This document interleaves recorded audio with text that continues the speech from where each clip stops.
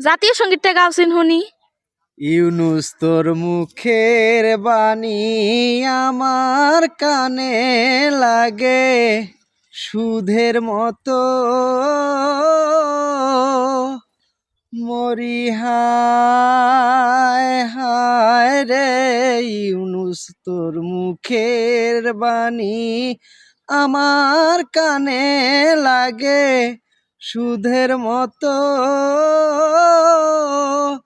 তোর শশী বলে তো মসজিদ কেন লাগে ও হায় কেন লাগে এই মূর্খ মুসল্লির জন্য আমার বাংলাদেশে।